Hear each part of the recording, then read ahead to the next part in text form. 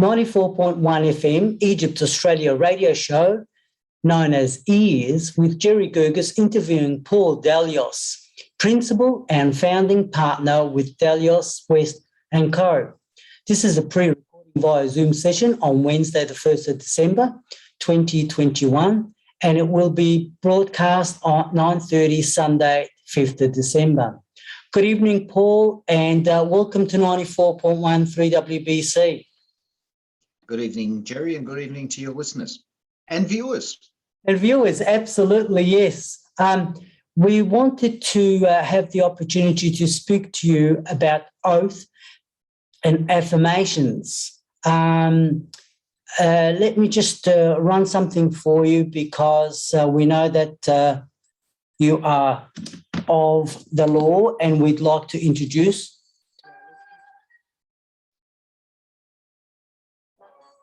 legal news.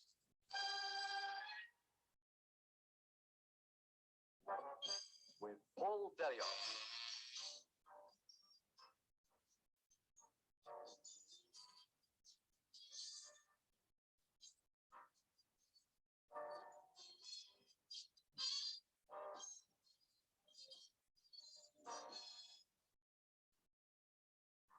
Now, that brings a lot of fond memories, Paul.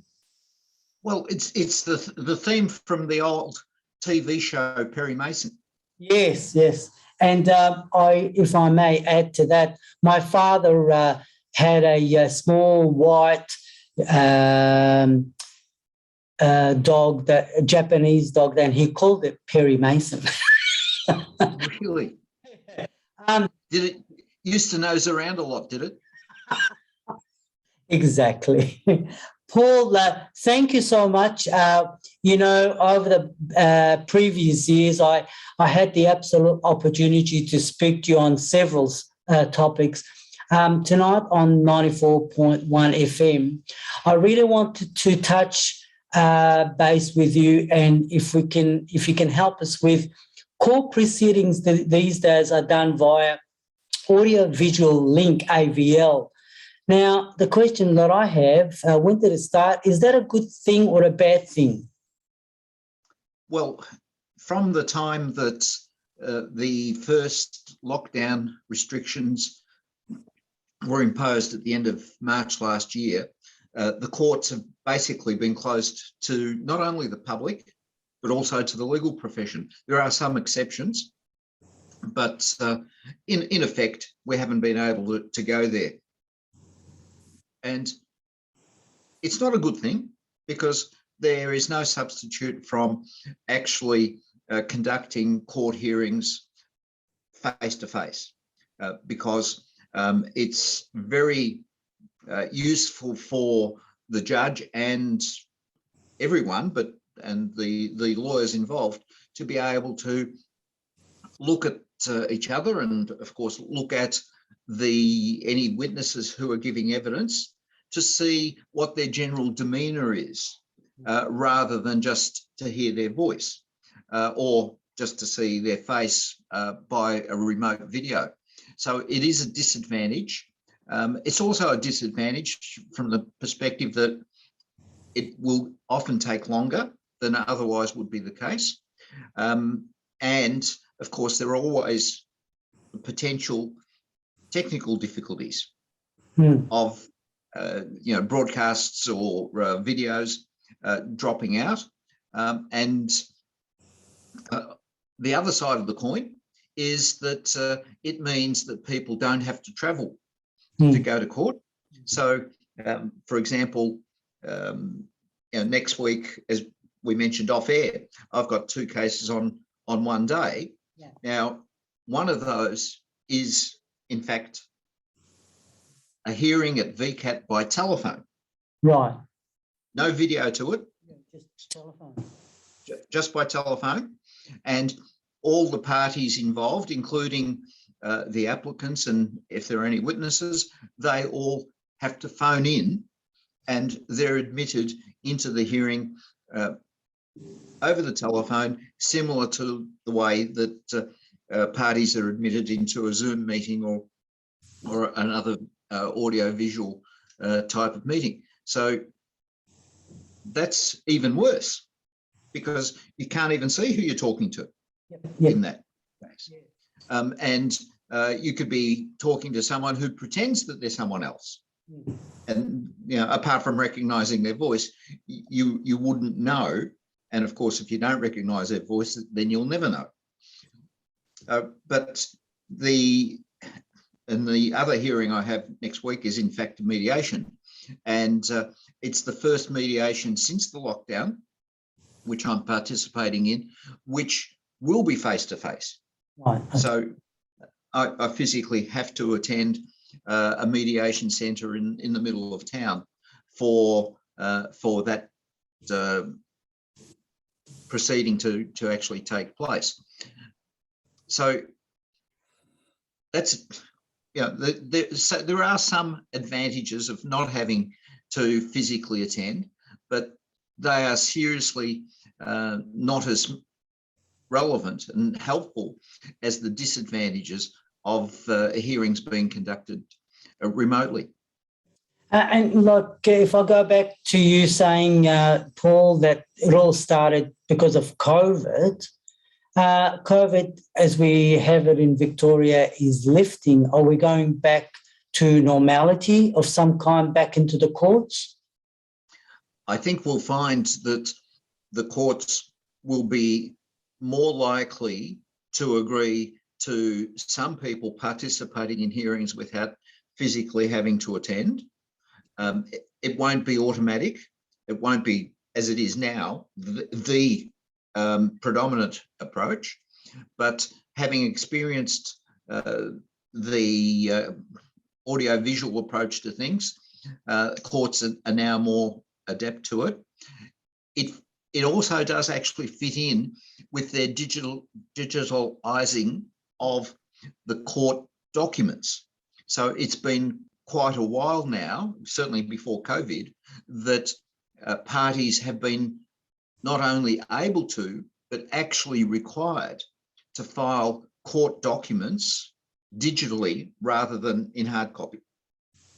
And that has clearly facilitated the digitalization of the actual hearing. So, and of course, a lot of these applications that are available, like Zoom and like WebEx and what's the other one? Google Meeting, and all of those, for a person with limited technical knowledge, all of them have the ability to, as well as look at and talk to the other parties, to actually display the documents on the screen. Yes. For the other parties to be looking at the same document that someone wants to refer to. So if I want to refer to wording in a summons, if I want to refer to wording in an affidavit, if I want to refer to a copy of perhaps a photograph or some other document that is part of the evidence, it's possible, even though I personally don't actually know how to do that, but it is possible to display that on the screen and to move from page to page. Recently, I was involved in a coroner's inquest. It was an inquest that got a lot of publicity because it was an inquiry or a second inquiry into the death of a lady who was killed back in 1980. Now, this inquest was conducted by video, with the exception that some of the lawyers were allowed to attend.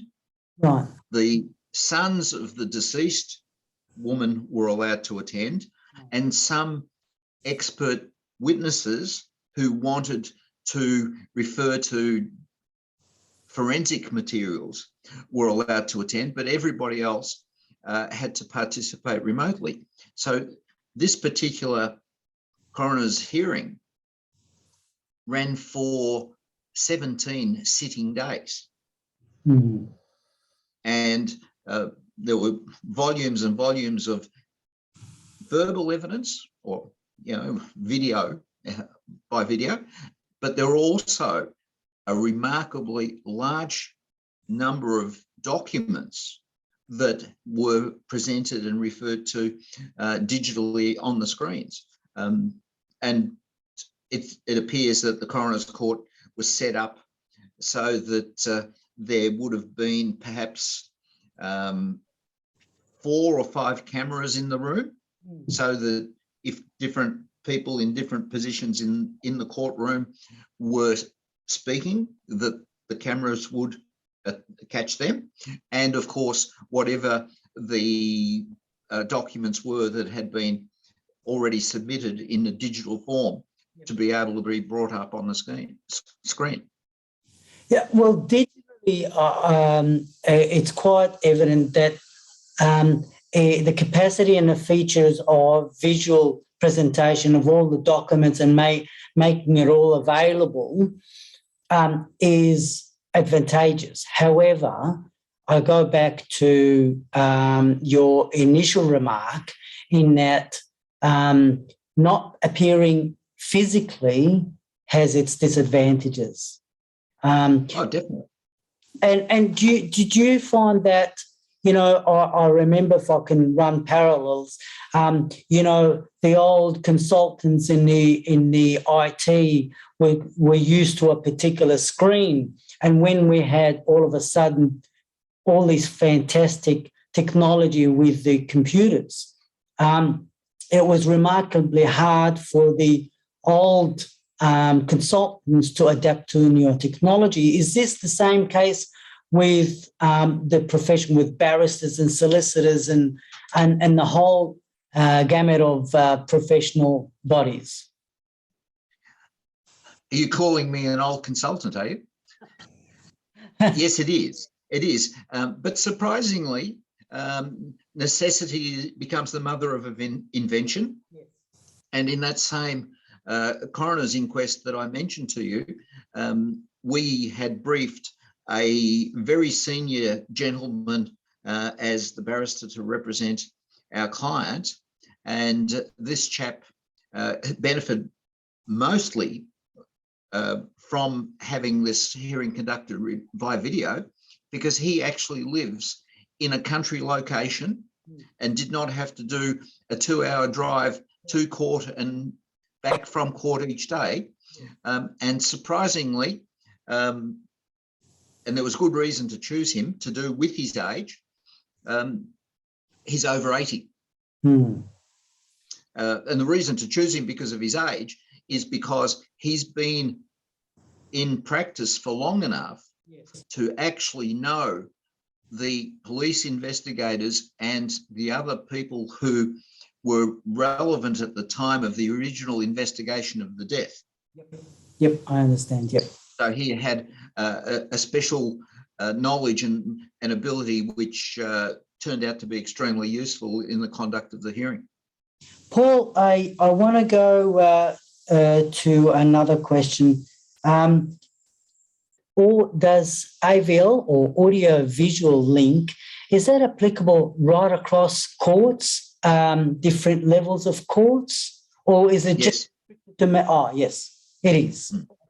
Right. It's a simple yes, except for the fact that some hearings at VCAT are not visual, they're just telephone, but other hearings at VCAT are in fact audio-visual, and all the other courts, from the Magistrates Court all the way to the High Court, all the other courts, including the federal courts and the family court, all of them have all gone fully fledged remote hearings.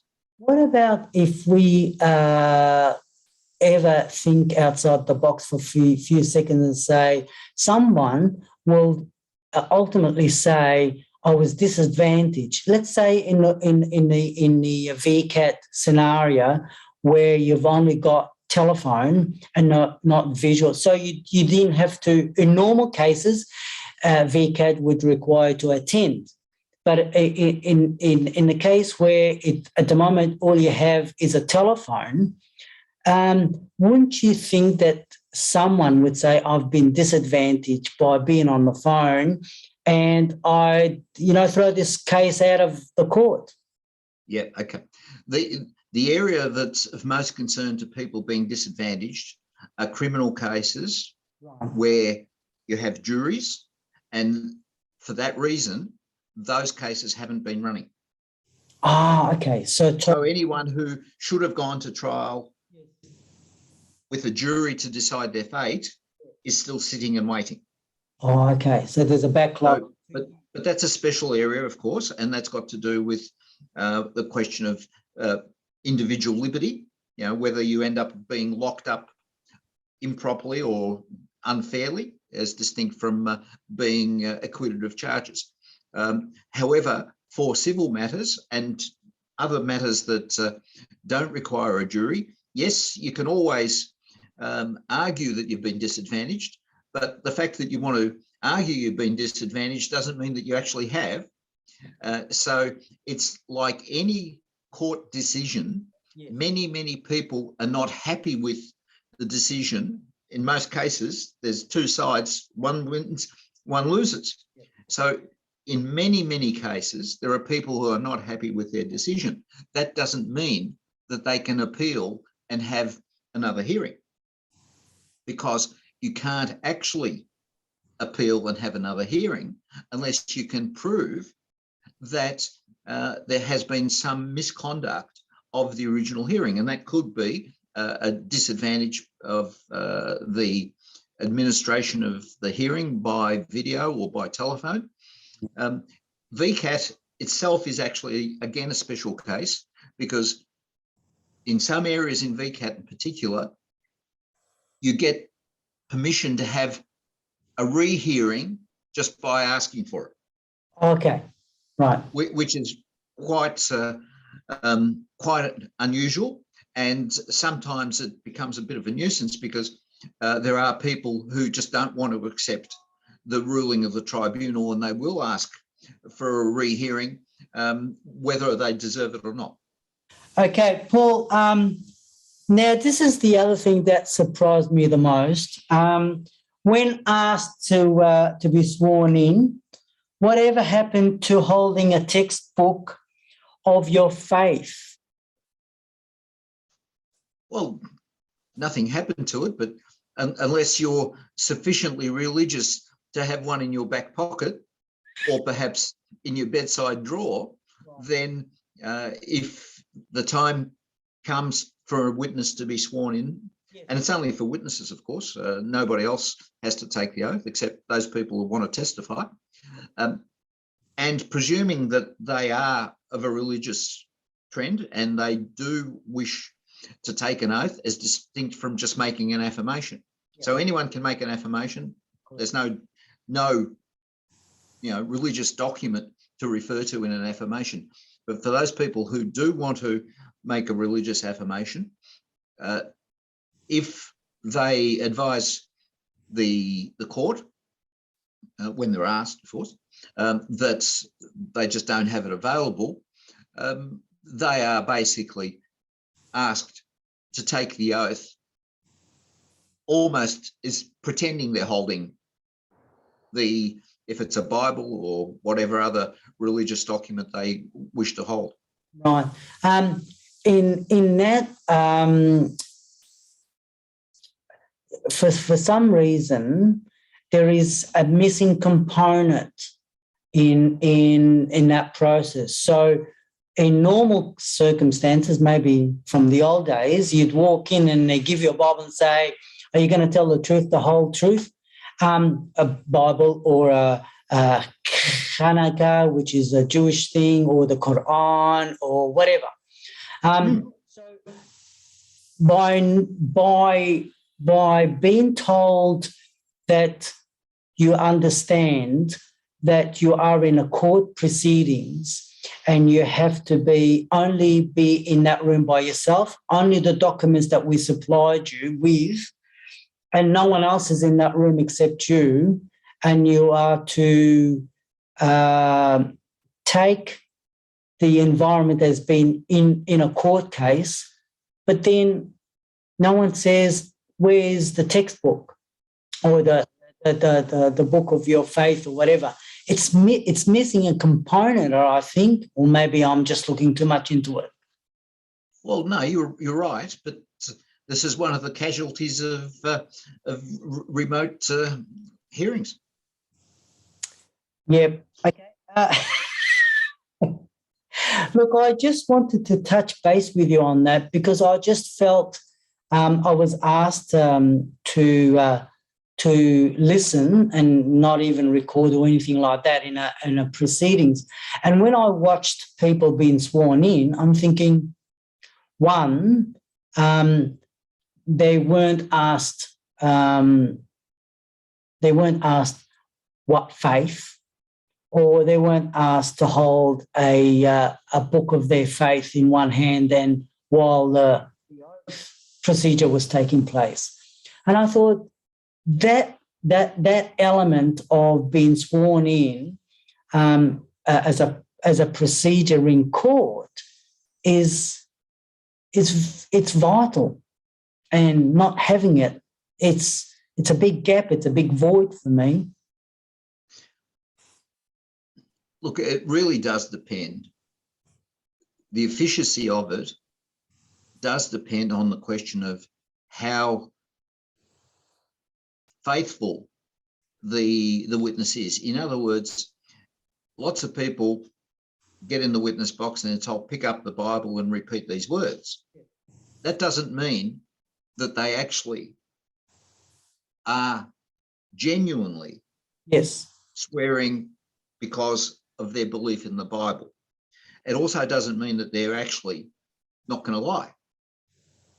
So the question again, whether you hold a Bible or not, if you stand there and make an oath, just like making an affirmation, either you do, as a matter of personal integrity, intend to stick to what you say in the oath, or you're doing it just because someone's telling you to, and you're not actually intending to stick with it at all.